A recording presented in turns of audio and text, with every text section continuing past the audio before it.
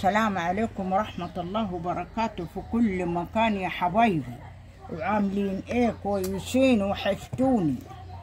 ودلوقتي عايز هعمل معاكم صينية بطاطس بقى، ايه عقب بطاطس كده جايبيها من قبل العيد ووضبتها وهعملها ان شاء الله يا حبايبي قلبي. ادي بحطها كده اهو، وهحط ليها طرنشات البصل، وبارك فيكم ربنا. اي حبايب بحط البصل. هو بيقولوا البصل رخص شويه. استني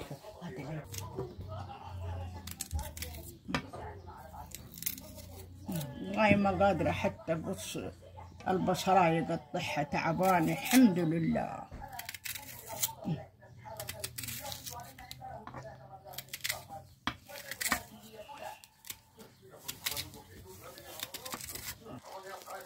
نفعتني الحمد لله والشكر لله.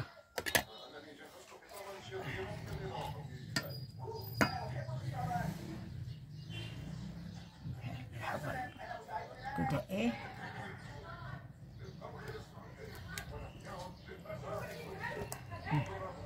كم حتة قوطة حلوة كده، بدل القوطة ما تبوظ نعملها.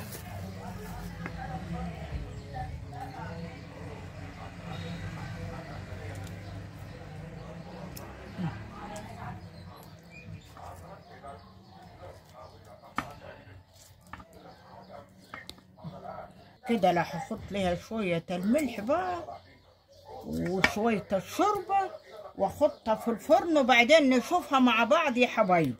سلام مؤقت.